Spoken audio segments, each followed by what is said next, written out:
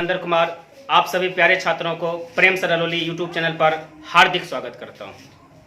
जैसा कि आप सभी छात्र एक ही प्रश्न को लेकर बहुत बेचैन हो रहे थे। वह प्रश्न था कि सर संस्कृत की क्लास कब कब होगी, संस्कृत की क्लास कब कब होगी और अंग्रेजी की क्लास कब कब होगी। तो मैं आप लोगों की इस समस्या को आज जड़ से मिटाने वाला हूं। ध्यान दीजिएगा। समस्या थी आपकी कि सर संस्कृत व्याकरण की क्लास कब कब होगी, संस्कृत व्याकरण की क्लास कब कब होगी और इंग्लिश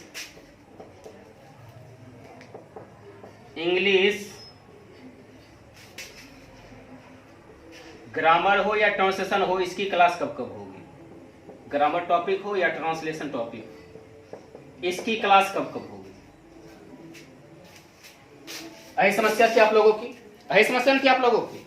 और सुनिए अच्छा से, संस्कृत व्याकरण में मेरी पहली वीडियो में आप लोगों ने देखा कि मैंने बोला था फर्स्ट चैप्टर में पढ़ाऊंगा वर्ण प्रकरण। फर्स्ट चैप्टर में क्या पढ़ाऊंगा, वर्ण प्रकरण, जो कि मैं पढ़ा चुका हूं।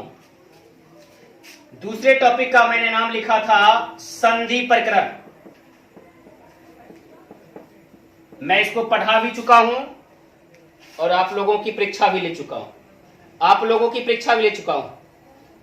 और आप लोग में से बहुत से छात्र, बहुत खुशी की बात है कि मैंने 20 नंबर का टेस्ट लिया और 20 में 20 नंबर लाए। ये आपकी बहुत बड़ी कामयाबी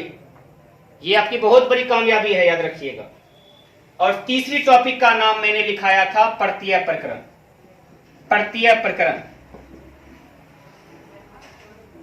इसमें भी हम आपको प्रत्यय की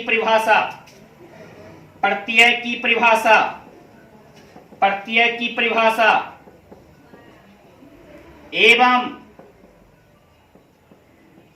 उसके भेदों के नाम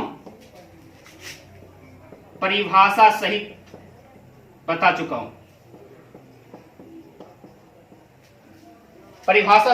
चुका हूं।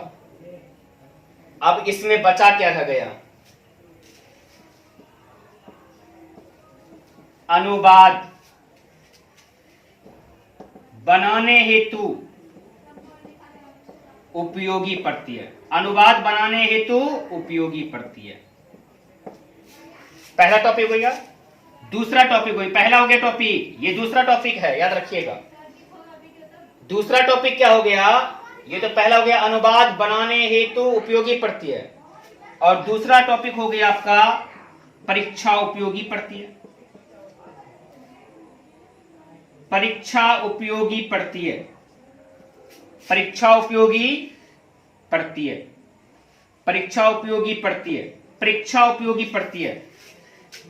परीक्षा के लिए उपयोग होने वाले प्रत्यय। तो ये 3 टॉपिक जो होता है आपको मैं रिकवर करूंगा, जिसमें कि मैं प्रत्यय प्रकरण में प्रत्यय की परिभाषा एवं उसके भेदों के नाम परिभाषा से बता चुका हूं। अब इंग्लिश के बारे में आते हैं।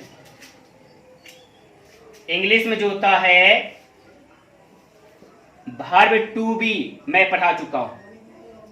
वर्ब टू बी, और याद रखिएगा वर्ब टू है, ये जो मैं पढ़ा रहा हूं अभी, वर्ब टू भी तो पढ़ा चुके हैं। वर्ब टू है जो पढ़ा रहे हैं, प्राइमरी वर्ब होती है। जब तक प्राइमरी स्कूल में नहीं पढ़िएगा तो डायरेक्ट हाई स्कूल में पढ़ लीजिएगा। 1 से 5 का जो होता है कोई क्लास नहीं, मिडिल में चलाइए, हाई स्कूल चलाइएगा, ऐसा नहीं होता है। एक चीज जान लीजिए, a little knowledge is very dangerous. कम ज्ञान खतरनाक होता है।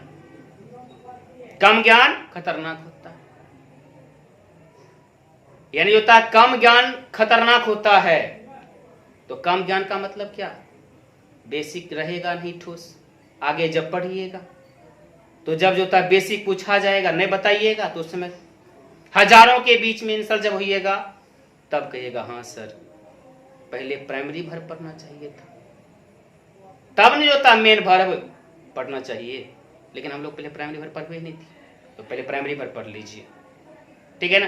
और प्राइमरी वर्ब का जो आगे वाला वर्ब आएगा टेंस वाला वॉइस वाला सब पढ़ लीजिएगा, और मैं पक्का सिखा के छोड़ूंगा, याद रखिएगा।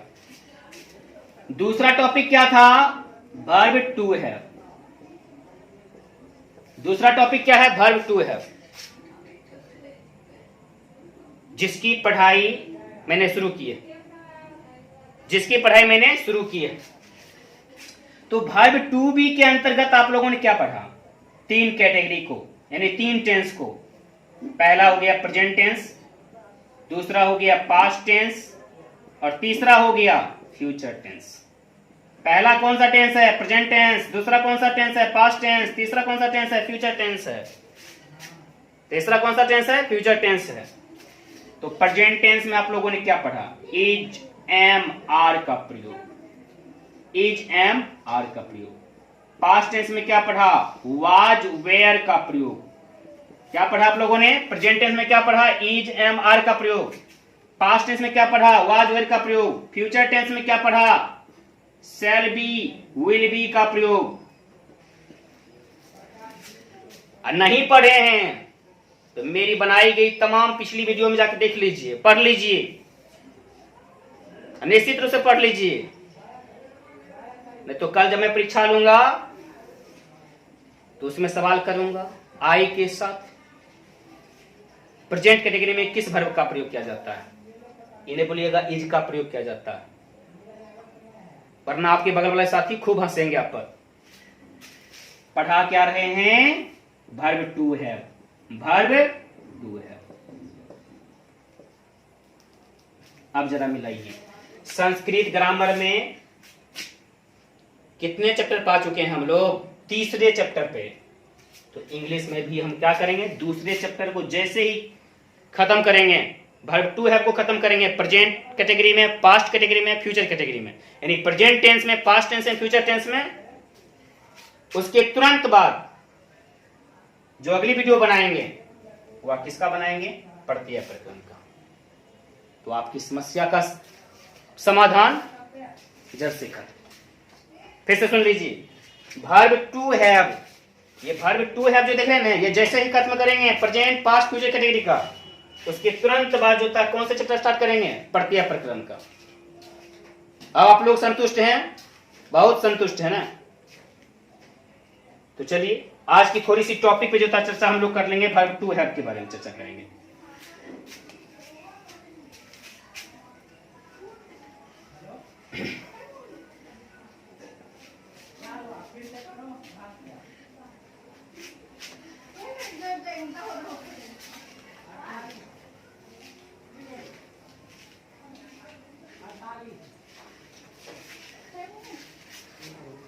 आप लोग अच्छे से रह रहे होंगे और ध्यान दीजिएगा। मेरी जीत आपकी जीत, मेरी जीत आपकी जीत हर लोगों की यादगार होगी। मेरी जीत आपकी जीत हर लोगों की यादगार होगी। हम आप सफल होंगे, हम आप सफल होंगे तो दुनिया के लिए यादगार होगी। हम आप सफल होंगे तो दुनिया के लिए यादगार होगी।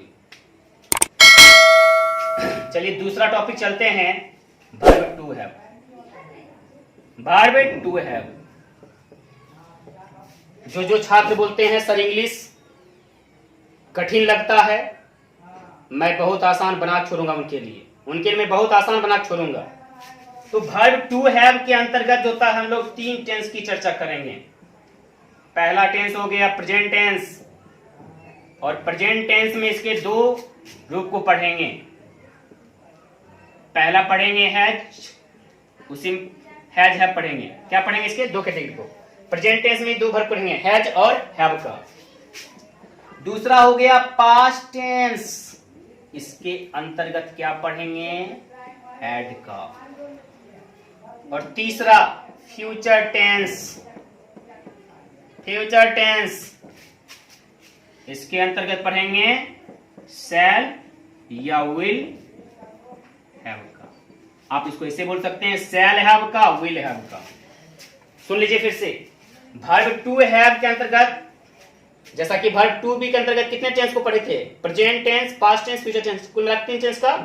इसमें भी कुल मिलाकर 3 टेंस को पढ़ेंगे। पहला हो गया प्रेजेंट टेंस, जिसमें हैज हैव के प्रयोग को अध्ययन करेंगे। दूसरा हो गया पास्ट टेंस, इसमें हैड के प्रयोग का अध्ययन करेंगे। तीसरा हो गया फ्यूचर टेंस, इसमें शैल हैव, विल हैव के प्रयोग को अध्ययन करेंगे। तो सबसे पहला कैटेगरी कौन सा होता है, प्रेजेंट। तो प्रेजेंट टेंस को ध्यान दीजिएगा। प्रेजेंट टेंस हिंदी में इसको क्या बोलते हैं, वर्तमान काल। इसको हिंदी में क्या बोलते हैं, वर्तमान काल। प्रेजेंट टेंस को हिंदी में क्या बोलते हैं, वर्तमान काल। इसमें क्या क्या पढ़ेंगे, हैव के प्रयोग को और हैज के प्रयोग। किसके किसके प्रयोग को पढ़ेंगे, हैव के प्रयोग को और हैज के प्रयोग को।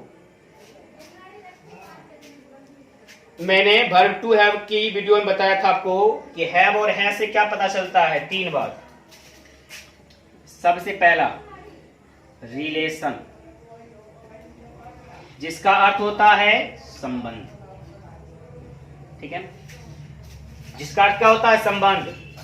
और दूसरी राइट, राइट का हिंदी अर्थ क्या होता है, अधिकार।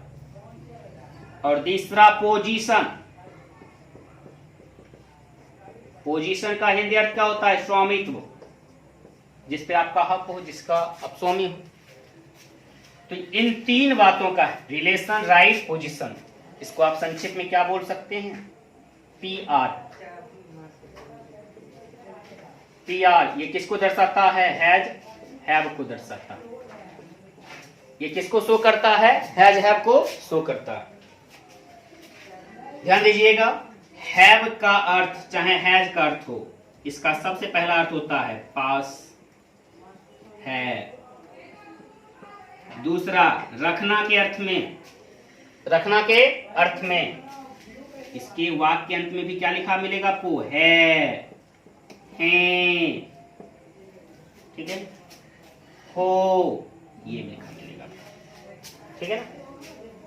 तो ये एक तरह का पहचान भी है, पास है। जैसे बोलेंगे मेरे पास गाय है, हम बनाएंगे आई हैव ए काउ। मैं गाय रखता हूं, आई हैव ए काउ। या मुझे गाय है तो भी क्या बनाएंगे, आई हैव ए काउ। क्या बनाएंगे, आई हैव ए काउ। पहले आप इसे लिख लें,